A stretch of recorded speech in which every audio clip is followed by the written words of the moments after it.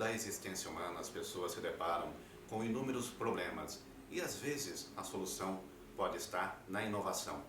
Começamos o nosso programa mostrando como contar histórias pode ser um fator extremamente importante para tratar crianças e evitar que no futuro elas tenham bloqueios emocionais.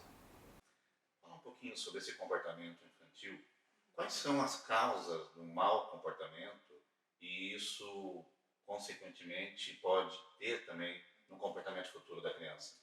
Bom, quando a gente pensa na criança, né, o comportamento, não necessariamente um mau comportamento tem um fundamento porque a criança comporta mal, né?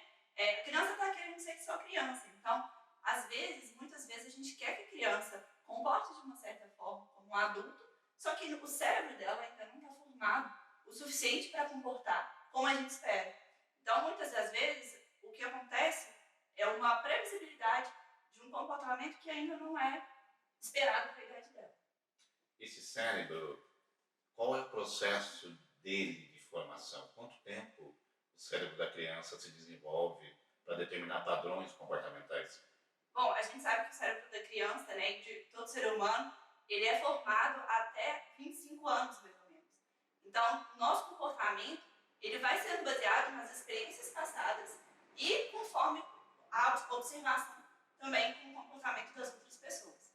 Então, o cérebro, ele é dividido em duas partes, né? A gente fala que tem o córtex pré-frontal, que é responsável pela razão, e a parte interna, que é a parte reptiliana que a gente fala, que é do sistema límbico, onde tem as emoções. Nós sabemos que hoje se crê muito que determinados indivíduos na fase adulta que apresentam bloqueios emocionais ou bloqueios comportamentais têm origem na tenra idade, na infância e nesse processo evolutivo. Você citou aí que provavelmente muitos pais ou pessoas mais velhas têm dificuldade em lidar com crianças e hoje, sobretudo, pelo estresse da vida cotidiana. Como o seu trabalho pode ajudar que essas crianças no futuro, ao se tornarem adultos, não tenham tantos bloqueios e possam ter uma vida mais equilibrada? Em relação aos bloqueios, a gente tem que entender que a criança ela não sabe lidar muito com as emoções também, né? Então, quando a gente pensa em comportamento infantil, a gente tem ferramentas para trabalhar com isso com a criança, né? Então, aqui a gente tem o Cérebro da Criança, né, que é um livro do Daniel Siegel, um psicanalista, psiquiatra, que ele escreveu esse livro justamente para a gente aprender a lidar com esse comportamento infantil. Como adultos, então como educadores, profissionais de saúde, a gente precisa entender como esse comportamento acontece, como esse cérebro da criança funciona. E quando a gente pensa no funcionamento do cérebro infantil, a gente tem que ensinar para essa criança o que significa as emoções, o que significa o comportamento dela em si. Para isso, a gente tem várias ferramentas lúdicas, né? Esse aqui é um livro, é o Dino da Vissal, ele foi escrito pela Nanda Perim, uma psicóloga, que ensina sobre isso, né? É a história de um menininho que ele mostra quando ele vai se transformando num dinossauro. O que significa isso? No próprio livro do Cérebro da Criança, a gente tem uma representação desse cérebro, né? Desse bloqueio que às vezes acontece com as birras, né, infantis. Então, quando a gente pensa no cérebro da criança, como eu disse, tem a parte reptiliana e a parte racional, digamos assim. A gente explica nesse livrinho do Dino da Vissal que o cérebro funciona como uma casa. Então, a gente tem a parte de baixo do cérebro, que é onde tem os cômodos básicos. Então, banheiro, quarto, cozinha. Então, o que a gente precisa para a sobrevivência e aonde estão as emoções. E temos o cérebro de cima, o andar de cima, que é o andar racional do pensamento lógico, das tomadas de decisões. E aí, quando acontece com essa história? A gente fala não somente entre cérebro de cima e o andar de cima e o andar de baixo, mas com uma representação da mão. Como que é essa representação da mão? A gente fala assim, minha tampa abriu. O que significa isso, né? Quando a gente está descontrolado emocionalmente. A mão, a gente representa a parte interna do cérebro com a parte das emoções. E aí, quando a gente fecha a mão, essa parte de cima é a parte do andar de cima da casa. Quando a gente fecha, a gente está regulando nossas emoções através da razão. Então, nada mais é do que explicar para a criança isso. Olha, quando eu estou desregulado emocionalmente, a minha tampa fica aberta. E, consequentemente, a gente não consegue lidar com essas emoções com tanta razão, com tanto pensamento lógico.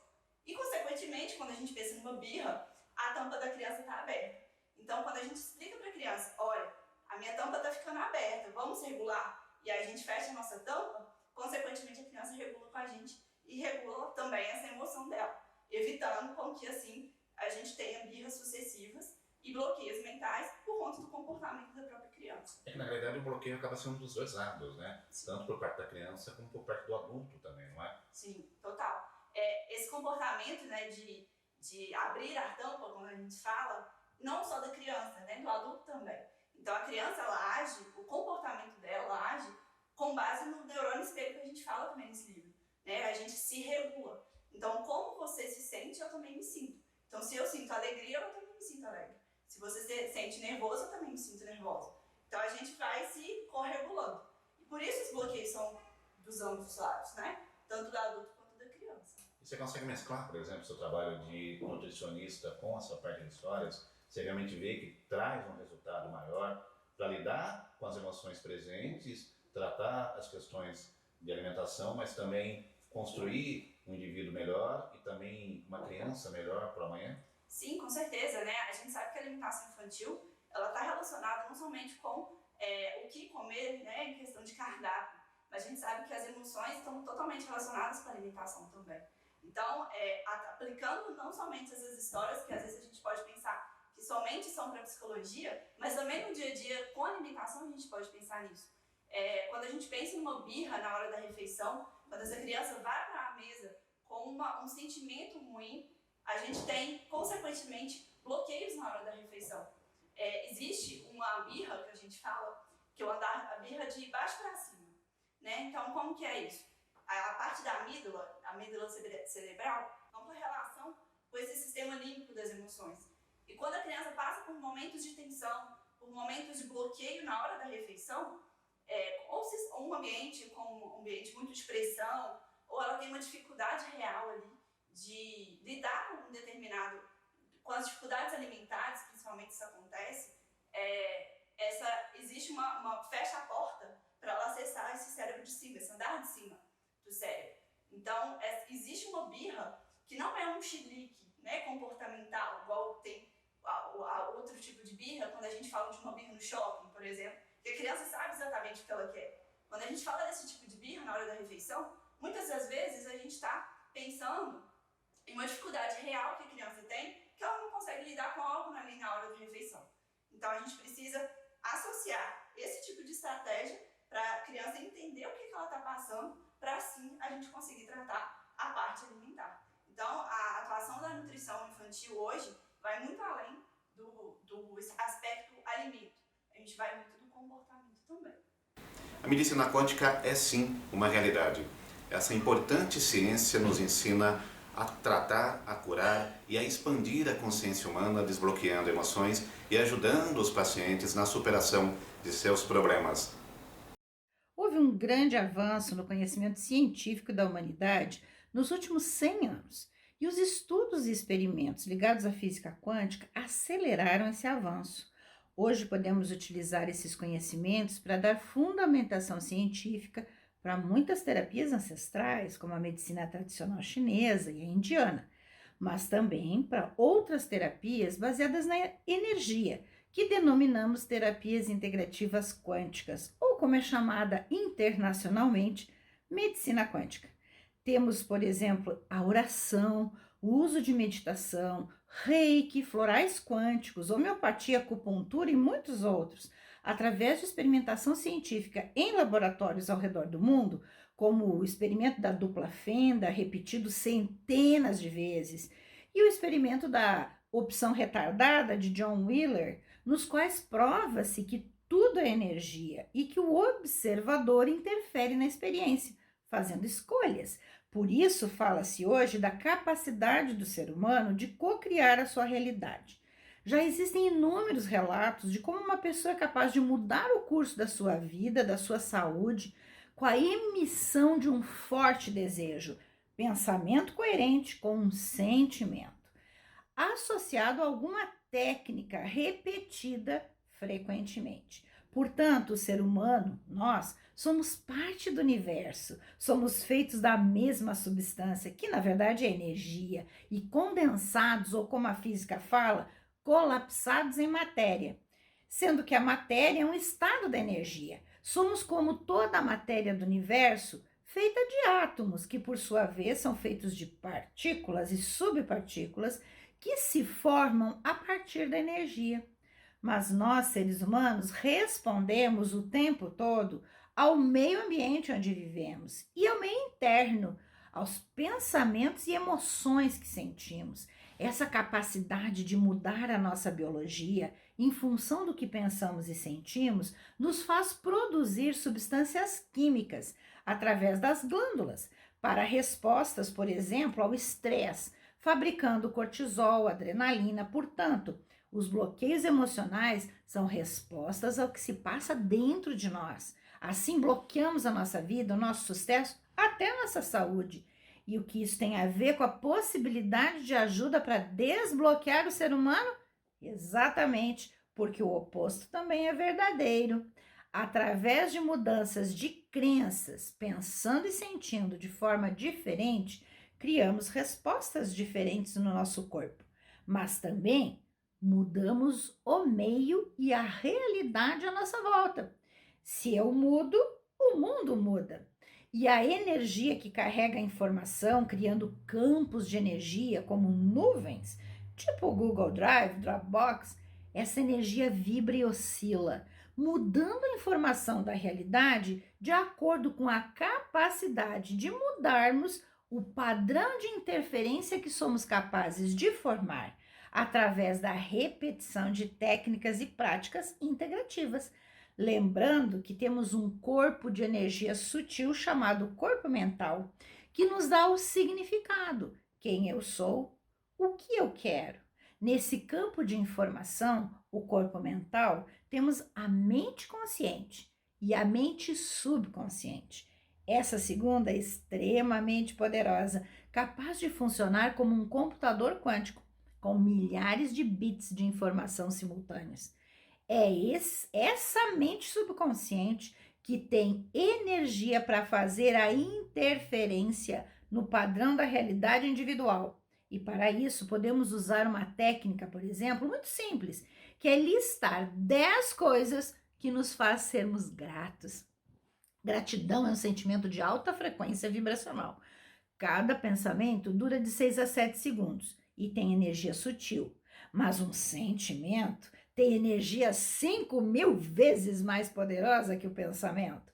Portanto, se pensar em 10 coisas significa 60 a 70 segundos, ampliando a vibração com a energia da gratidão, chega-se a uma onda poderosa. E os estudos mostram que se você fizer ao acordar e ao deitar repetidamente esse exercício, ao longo do tempo, você vai colapsar uma onda capaz de interferir no padrão.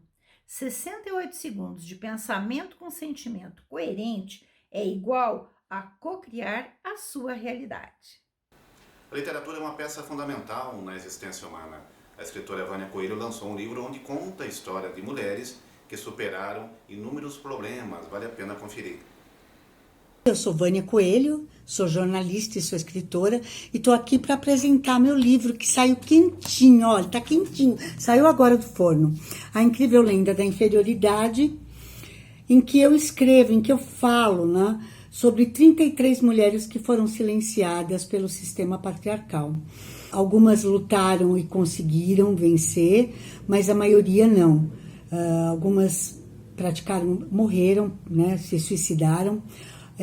Outras adoeceram, como por exemplo Camille Claudel, que acabou passando o resto da vida dela numa clínica psiquiátrica. Então eu falo dessas mulheres e mostro a importância delas na ciência, nas artes, na economia, na política, né, na literatura, e eu mostro o quanto é injusto elas estarem fora das páginas oficiais da história. Forma que eu tenho de ressuscitar essas mulheres, né?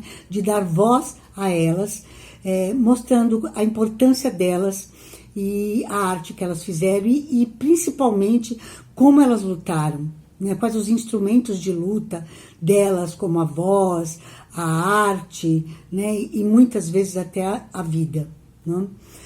São 33 mulheres. algumas ficaram de fora, então vai sair o volume 2, né? E nesse volume aqui, que tá quentinho, eu falo de Aspásia, de Camille Claudel, de Colette, eu falo de Maria Firmina, eu falo de Quitéria, eu falo de Clarice Lispector, de Virginia Woolf, eu falo de Jane Austen, das Irmãs Brontë, eu falo de tantas mulheres e da importância delas, né, para a sociedade e para o mundo todo. No segundo volume, a gente já vai ter aí Pagu, Abidaré, que nesse livro aqui também, por exemplo, tem Chimamanda, que é uma escritora nigeriana que está muito famosa, né? E que ela tem uma obra maravilhosa, gente, vale a pena conhecer.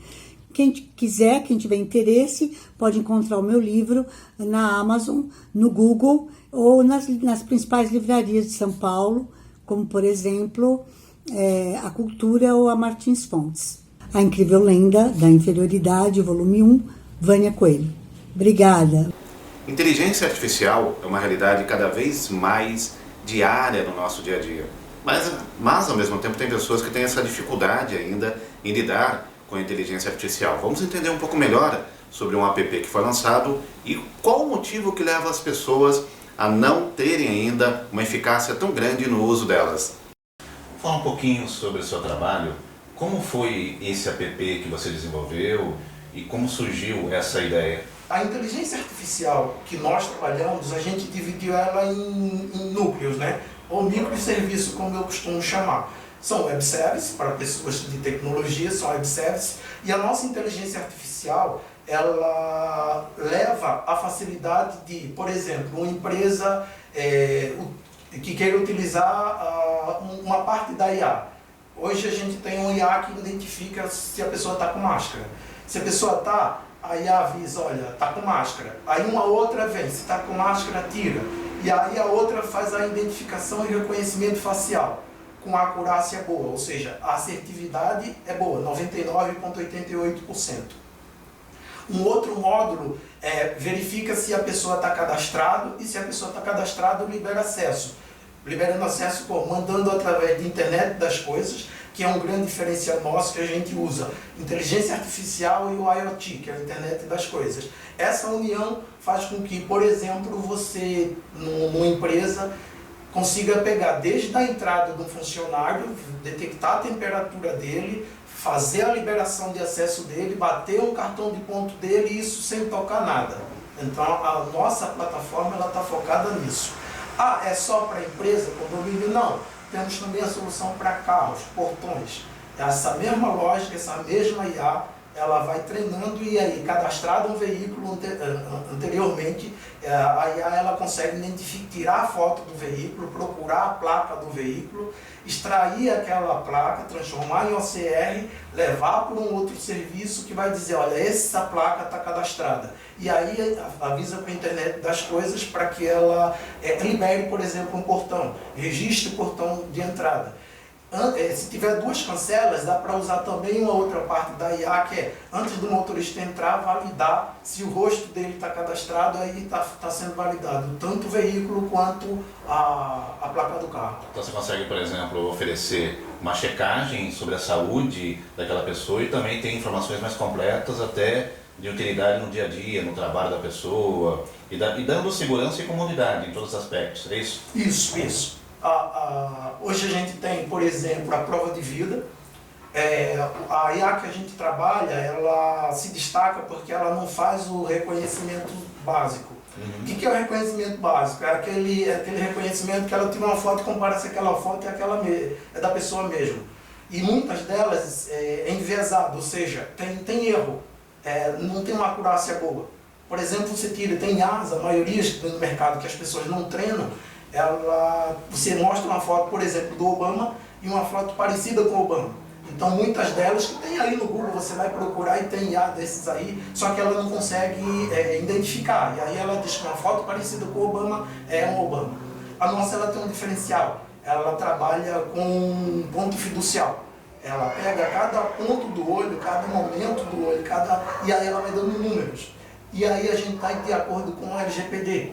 Porque a gente não guarda a foto da pessoa, a gente guarda um raio-x de números e aqueles números que a nossa IA entende vai bater, tirar outra foto e comparar com ponto fiducial, e aí ela vai dar o cheque. Por isso que a gente tem uma assertividade de 99,88% hoje. Estão treinando para chegar mais. E aí é sempre isso, né? Você pega ela e você tem que estar sempre treinando. Quanto tempo vai estar disponibilizado no mercado? Hoje a gente tem uma empresa, um condomínio que a gente já está implantando, e aí a gente está correndo atrás de mais um aporte para poder expandir isso em mais locais. Legal.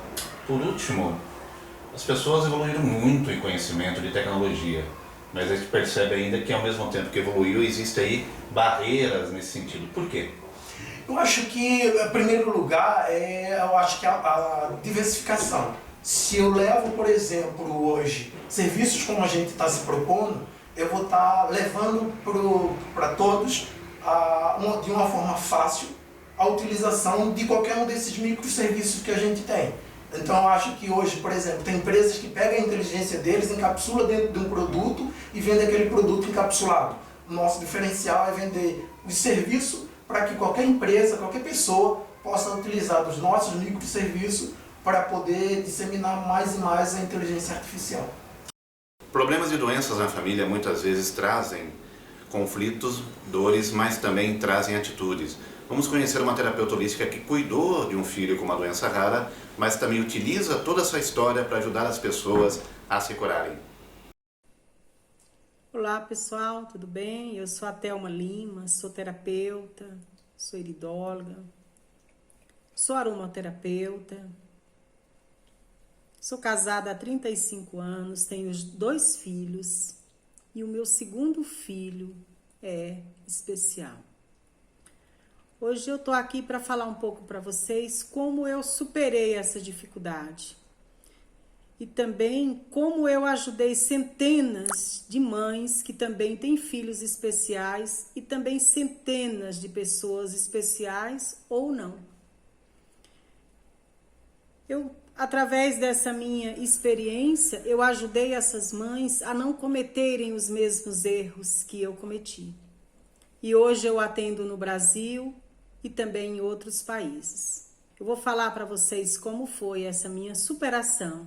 Mas primeiro eu vou resumir um pouco dessa minha trajetória, dessa minha história.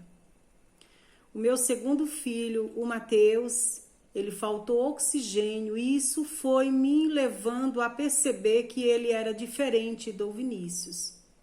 O Vinícius, na idade do Mateus, já rolava e o Mateus era muito quietinho.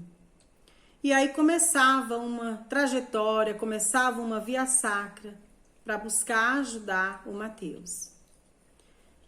E nessa minha busca de ajudar o meu filho, eu perdi casa e empenhorei até a minha aliança de casamento.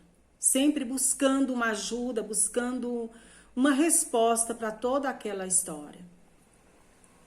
E foi assim um momento muito decisivo da minha vida que eu não tinha mais como ajudar, não sabia mais que caminho seguir, trilhar, que eu fiquei assim muito revoltada com Deus e naquele momento eu briguei com ele e disse que ele não era bom.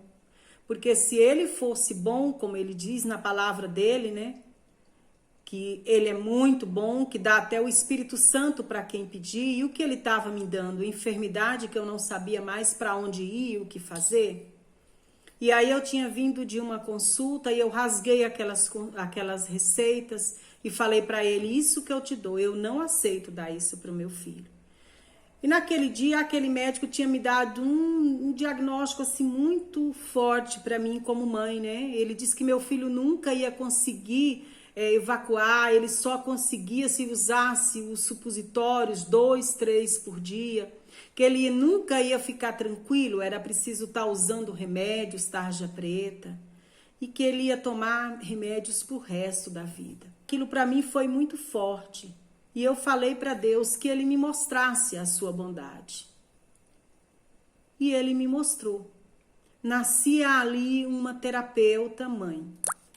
E através dessa minha busca, eu comecei a estudar e a encontrar maneiras de ajudar o meu filho. E fui buscando esses tratamentos, encontrei os tratamentos naturais, encontrei a argila, encontrei a fitoterapia, encontrei a alimentação, encontrei a água. E foi nessa busca enorme de ajudar o meu filho que eu comecei a mudar o rumo dessa história. Então, ajudando o meu filho, em um momento eu passava com ele em um atendimento e uma pessoa que estava atendendo o meu filho disse: Thelma, você tem muito jeito para trabalhar como terapeuta. E eu falei para ele: não, eu não quero ser terapeuta de ninguém, eu só sou exclusivamente terapeuta do Mateus. E ele me contou como ele ficou cego, como ele perdeu a visão. E aí naquele momento eu falei para ele: olha, não preciso perder a minha visão não. Se for para mim ajudar outras pessoas, que eu ajude com a mesma intensidade que eu ajudo o meu Mateus. E aí eu comecei nessa busca desenfreada de ajudar o meu filho e cada vez mais intensificava a terapeuta em mim. E quanto mais eu entendia dessa ajuda, quanto mais eu entendia do Mateus através da sua íris, através dos pontos que eu ia analisando, através dos óleos que eu ia usando como aromaterapeuta, eu fui buscando aquele óleo que tivesse uma melhor conexão com o meu filho, um óleo puro, um óleo que fazia uma ressonância com todo o corpo dele. E aí eu desenvolvi esses protocolos que mudaram essa história. Então é isso que eu gostaria de estar mostrando para vocês, que muitas vezes quando nós nos encontramos em um momento sem uma saída, dentro de cada uma de nós tem uma terapeuta. Dentro de cada uma de nós tem uma força que diz: o poder curativo está dentro de você. O poder curativo está nas suas mãos. E é isso que eu faço com muitas mães hoje, é segurar nas mãos e dizer para ela: vamos entender um pouco do seu filho? Vamos entender um pouco dessa trajetória, dessa história? E aí nós caminhamos juntas, buscando uma ajuda mútua. Então o meu tempo hoje aqui é curto, mas eu gostaria de deixar para vocês isso. Não desistam dos seus filhos, porque tem jeito, porque o meu Mateus teve jeito, tem jeito e terá sempre jeito. Gratidão, um abraço para todas vocês. Chegamos ao final de mais um Eco Bagagens. Agradeço a audiência de todos, convido vocês a curtirem as nossas redes sociais, a nos acompanharem e até o nosso próximo encontro. Até lá!